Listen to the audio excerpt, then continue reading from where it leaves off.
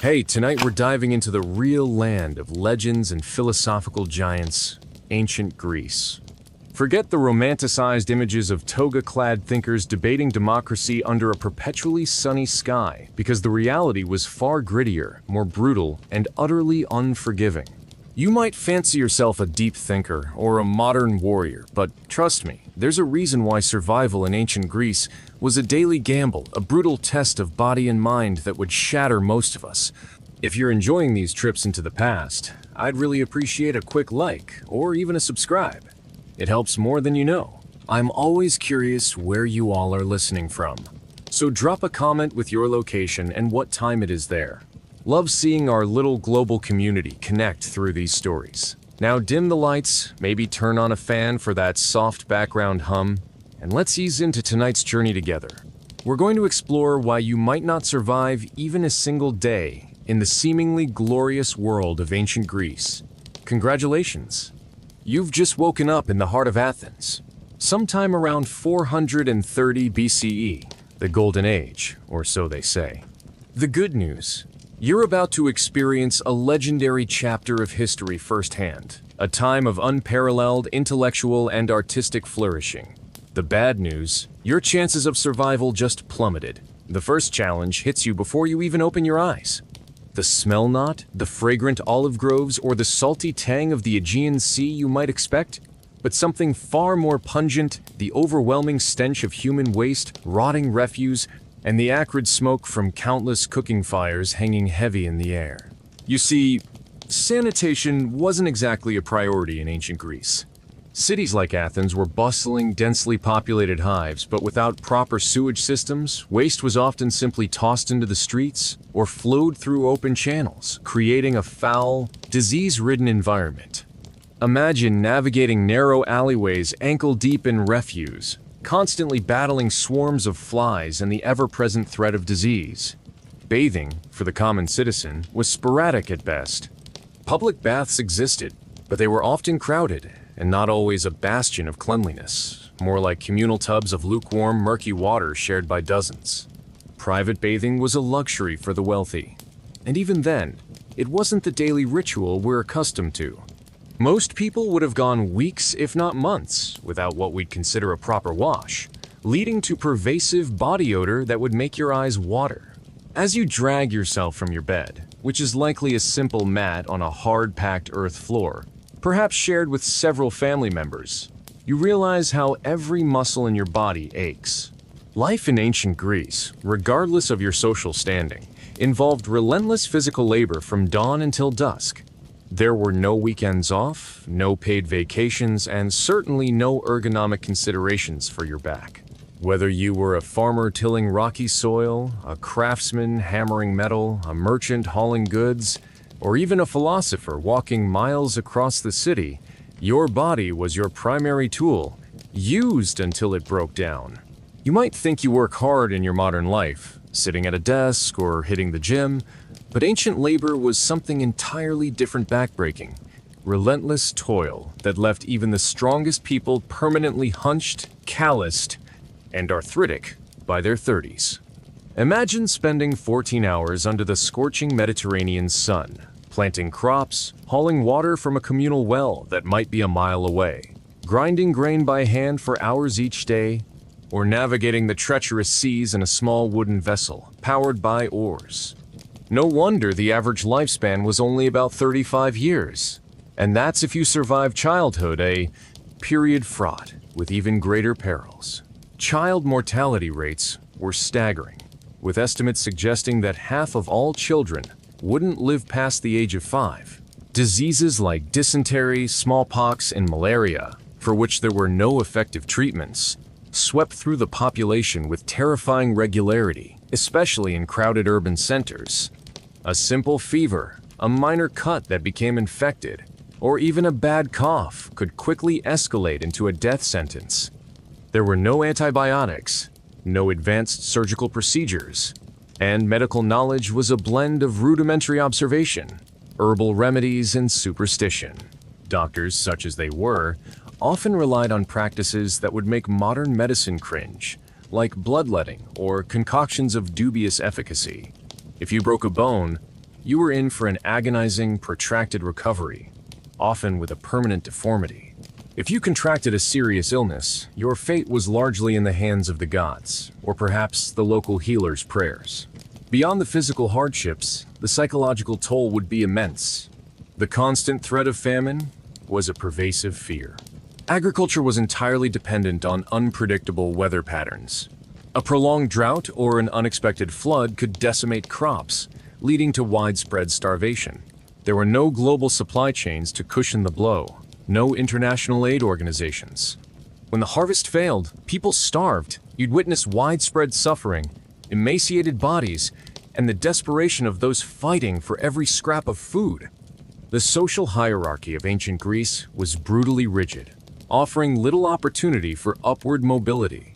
If you were born into a poor family, you would likely die in poverty, your life dictated by the endless cycle of labor and scarcity.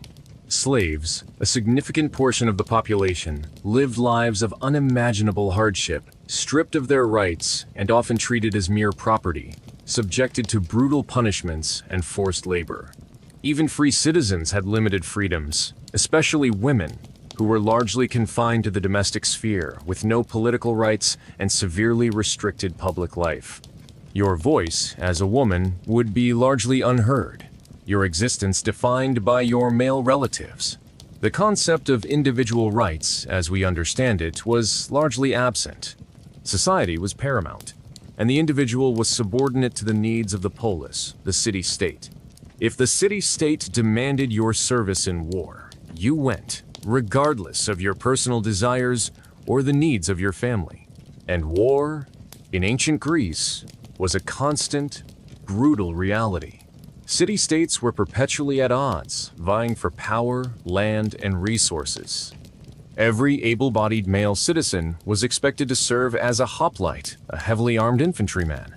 Military training began early, often from childhood, instilling a ruthless discipline and a willingness to die for your city. Battles were fought hand-to-hand, a chaotic, terrifying melee of spears, swords, and shields, where courage and discipline were the only buffers against a gruesome death. Imagine the sheer terror of facing an opposing phalanx, a wall of bristling spears, knowing that a single misstep could mean being impaled or trampled underfoot.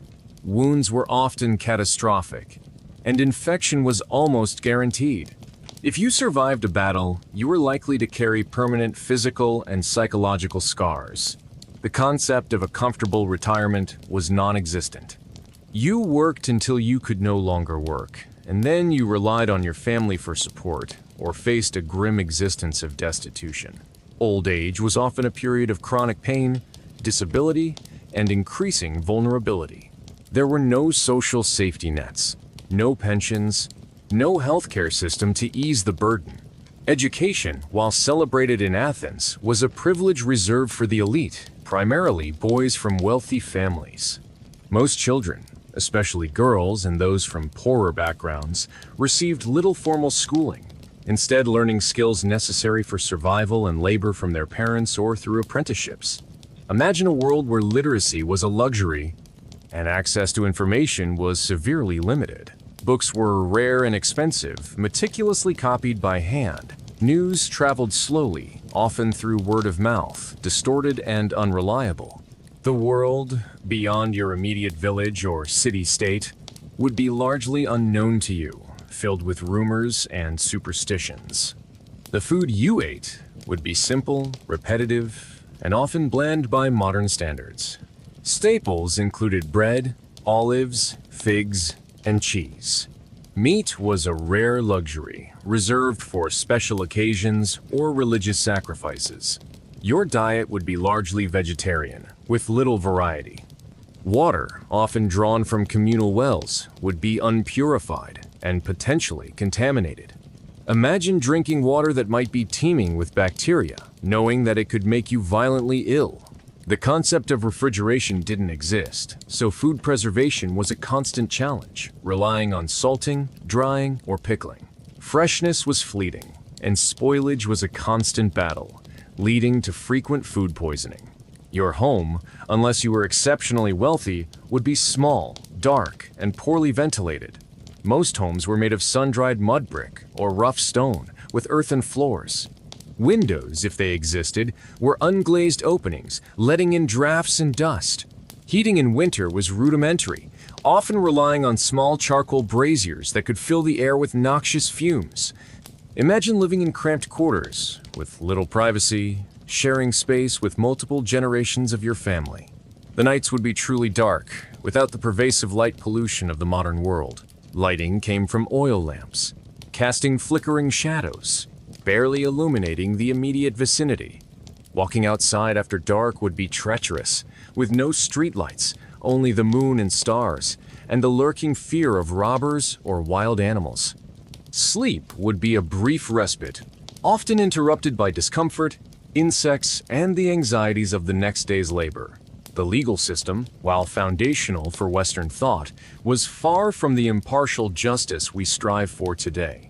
Justice was often swift, brutal, and highly influenced by social standing and political power. There were no professional lawyers as we know them. Individuals had to present their own cases or hire rhetoricians to write speeches for them. Trials were often public affairs, with large juries, and the outcome could be swayed by emotion and rhetoric as much as by evidence. Punishments were harsh, ranging from fines and public shaming to exile, enslavement, or even execution.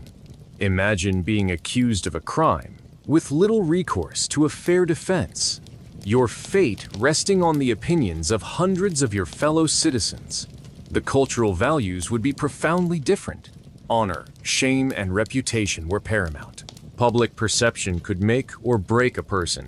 Individualism, while present, was often subsumed by the collective identity of the city-state. Loyalty to your polis was expected to supersede all other loyalties, even to family in some cases. The gods permeated every aspect of life. Their whims were believed to dictate everything from harvests to battles, and their favor had to be constantly sought through sacrifices and rituals. Omens were meticulously observed, and the advice of oracles could influence major political and personal decisions. Imagine living in a world where the supernatural was an undeniable, tangible force, shaping your daily actions and fears. There was no clear separation between religion and state, or between the sacred and the profane. Every festival, every public gathering was imbued with religious significance. The concept of personal comfort, as we know it, simply didn't exist. There was no air conditioning to escape the scorching summer heat, no insulated homes to protect against the winter chill. Clothing was simple, often made of wool or linen, and functional rather than fashionable. Shoes were basic sandals or none at all, leaving your feet vulnerable to the rough terrain and unsanitary streets. Transportation was limited to walking, riding animals, or sailing small boats. Journeys were arduous, time-consuming, and dangerous, fraught with the risk of banditry or natural perils. There were no paved roads as we know them, just dusty tracks or cobbled paths. Imagine a world where a trip to the next town, just a few dozen miles away, could take days and be a significant undertaking, requiring careful planning and preparation. Entertainment was vastly different. There were no movies, no television, no internet, no mass-produced books. Plays, athletic competitions like the Olympic Games, and philosophical debates were major forms of public entertainment. Storytelling, poetry, and music would be central to daily life, often performed live. Imagine a world where your leisure time was spent engaging in public spectacles or participating in community rituals, rather than retreating into private entertainment. The constant threat of piracy, especially for those living near the coast or engaging in trade, was a grim reality. Raiders could descend without warning, looting towns, capturing people for ransom, or enslaving them. Traveling by sea was a perilous undertaking, even in relatively calm waters, due to storms, rocks, and the ever-present danger of pirates. Imagine the fear of setting sail, knowing that your journey could end in a brutal encounter with merciless raiders. The diet, while simple, also carried the risk of nutritional deficiencies. Without modern understanding of vitamins and minerals, many would suffer from conditions like scurvy or rickets, further weakening their bodies and making them susceptible to other illnesses. The concept of a balanced diet was unknown. Food was fuel, and scarcity often dictated what you ate, not nutritional value. Childbirth was incredibly dangerous for both mother and child. Without modern medical interventions, many women died during labor, and even if they survived, they often faced debilitating injuries. The joy of a new birth was often tempered by the grim knowledge of the high mortality rates. Imagine the constant anxiety faced by families awaiting a birth, knowing the immense risks involved. The landscape itself would be a source of both beauty and peril. Rugged mountains, dense forests, and the vast, unpredictable sea were ever present. Wild animals, from wolves to bears, posed a threat, especially in rural areas. Natural disasters like earthquakes, common in the seismic region of Greece, could decimate entire cities in an instant, without warning, leaving widespread destruction and death in their wake. Imagine the terror of the ground shaking violently, your home collapsing around you with no warning and no way to escape. The lack of accurate timekeeping would also affect daily life. There were no precise clocks or watches. Time was measured by the sun, or by water clocks in more advanced settings. Punctuality, as we understand it, was a foreign concept. Life moved at a slower, more organic pace, dictated by the rhythms of nature and the demands of labor. Imagine scheduling an appointment without a watch, relying only on vague notions of midday or sunset.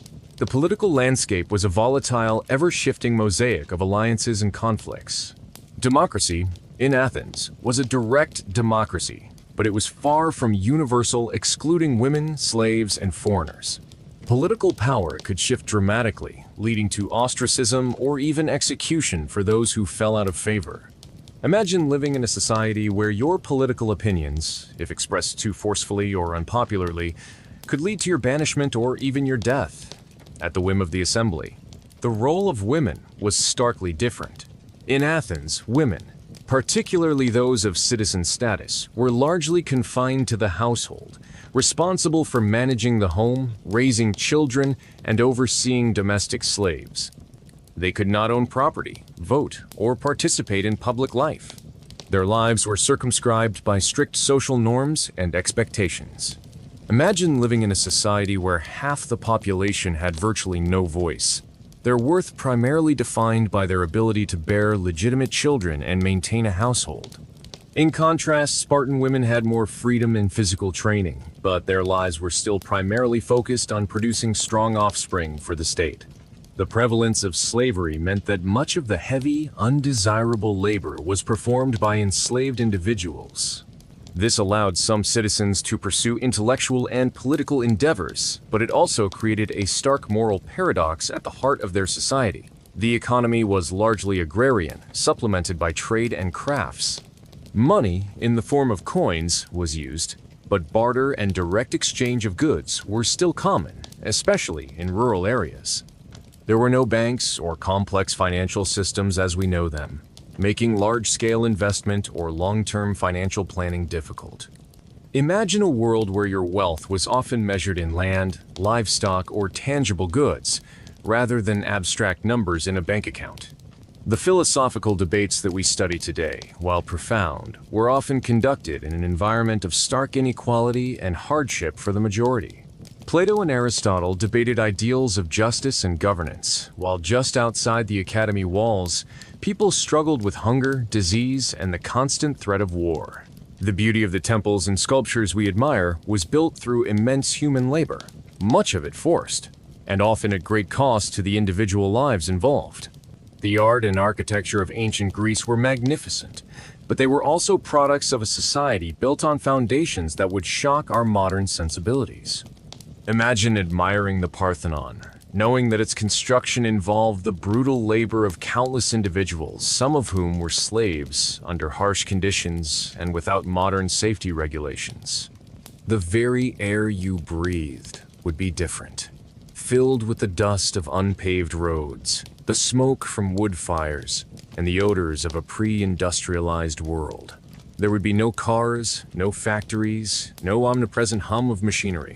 The sounds would be dominated by human voices, animal noises, and the rhythms of nature. Imagine the quiet of a night, broken only by the chirping of crickets, the rustling of leaves, and perhaps the distant baying of a dog. The medical practices, even for the wealthy, were rudimentary. Physicians, while respected, operated with limited knowledge of anatomy and germ theory. Surgical procedures were rare and incredibly dangerous due to the absence of anesthesia and sterile techniques. Infections were rampant, and many died from what would now be considered minor injuries. Imagine facing a serious illness, knowing that your only hope lay in the uncertain remedies of a doctor whose knowledge was based on observations rather than scientific understanding. The constant threat of banditry on roads and in rural areas meant that travel was always risky. Travelers would often go in groups for safety, and armed guards were common for those transporting valuable goods. Imagine the apprehension of embarking on a journey, knowing that around any bend in the road, you could encounter desperate individuals intent on robbing or harming you. The concept of personal space was vastly different. In crowded urban centers, people lived in close proximity, sharing public spaces and often living in multi-generational households. Privacy, as we value it, was a luxury rarely afforded. Imagine constantly being surrounded by others, with little opportunity for solitude or personal retreat. The lack of scientific understanding meant that natural phenomena were often attributed to divine intervention or malevolent spirits. Thunderstorms, earthquakes, and eclipses could inspire widespread fear and superstition, as people sought to appease angry gods or ward off evil omens. Imagine living in a world where the forces of nature were unpredictable and often terrifying, viewed through a lens of myth and divine power. The role of fate was a pervasive belief. Many believed that their lives were predetermined, or at least heavily influenced by the will of the gods, or an inescapable destiny. This could foster both a sense of resignation and a fierce determination to fulfill one's fate, whatever it might be. Imagine grappling with the idea that your life path might already be written. With little room for personal agency, the emotional landscape would be intense and raw. Grief, joy, anger, and fear would be expressed more openly, without the modern societal pressures to always maintain composure. Life was often short and brutal, and emotions were a direct response to those realities. Imagine witnessing public displays of grief, or overt expressions of rage. That would be shocking in our more restrained society. The lack of mass communication meant that rumors and gossip played a huge role in shaping public opinion and personal reputations. News spread slowly and often inaccurately, leading to misunderstandings and the rapid spread of misinformation. Imagine a world where your reputation could be destroyed by a whispered lie, with little opportunity to defend yourself. The legal rights of different groups varied wildly. Foreigners residing in a city-state medics had fewer rights than citizens, and slaves had virtually none. Even within the citizen body, distinctions based on wealth and family lineage often influenced how justice was applied. Imagine living in a society where your fundamental rights were determined by your birth and your status, rather than universal principles. The sheer physicality of daily existence cannot be overstated. Everything was done by hand, from cooking and cleaning to building and farming. There were no machines to lighten the load, no automated systems. Your body was your tool, and it was used relentlessly, day in and day out, until it gave out. Imagine the constant ache in your bones, the calluses on your hands, and the exhaustion that permeated every fiber of your being. This was the reality of ancient life. So, as you contemplate a day in ancient Greece, remember that it wasn't just a picturesque backdrop for philosophical debates or heroic myths. It was a world of relentless hardship, pervasive disease, constant conflict, and profound inequality. A world where survival was a daily struggle, and where the comforts and conveniences we take for granted simply didn't exist. You might survive an hour, perhaps even a morning, but a whole day? That would be a true test of endurance, resilience, and luck. A test that most of us, accustomed to our modern luxuries and safety nets, would undoubtedly fail. The stench, the pain, the constant fear, The lack of basic amenities would be an assault on every one of your senses, a stripping away of every comfort you hold dear. And by nightfall, if you hadn't succumbed to disease, injury, or sheer exhaustion, you'd be staring into a vast, silent darkness, yearning for the world you left behind.